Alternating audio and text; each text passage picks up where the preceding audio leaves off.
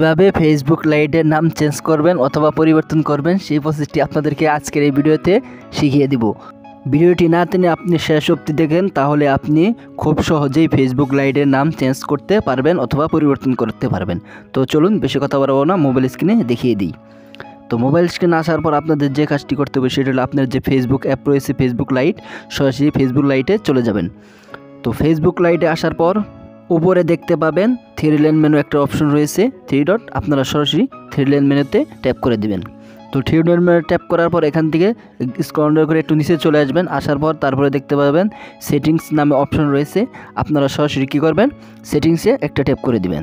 So সেটিংসে tap করার পর তারপর এখান থেকে দেখতে পাচ্ছেন অ্যাকাউন্ট ক্লিয়ার নামে একটা অপশন রয়েছে, প্রফেশনাল ডাটা, এখানে ক্লিক করে দিবেন।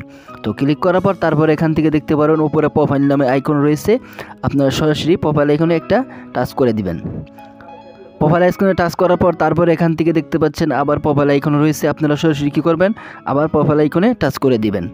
তো প্রোফাইল আইকনে টাচ করার পর এখান থেকে দেখতে পাচ্ছেন নেম এবং ইউজার নেম, আপনারা কী করবেন, নাম যেহেতু পরিবর্তন করবেন সেহেতু নেমে আপনাকে সরাসরি কী করতে হবে, টাচ করে দিতে হবে।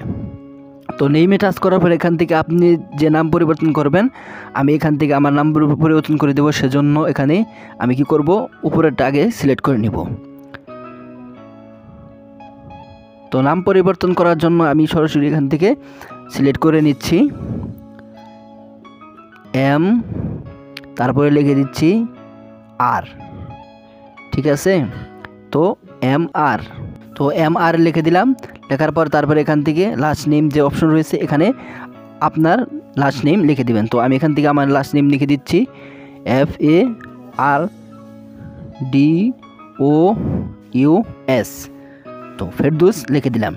লিখে দেওয়ার পর এখান থেকে দেখতে পাচ্ছেন রিভিউ চেঞ্জ নামে যে অপশন রয়েছে নিচে, তো এখান থেকে নাম কিন্তু হয়ে গেছে, রিভিউ চেঞ্জে সরাসরি ক্লিক করে দেবেন। তো রিভিউ চেঞ্জে ক্লিক করার পর এখান থেকে আপনার দুইটা নাম সিলেক্ট করবে, তো আপনি যেটা ভালো লাগে সেটা এখান থেকে দিয়ে নেবেন।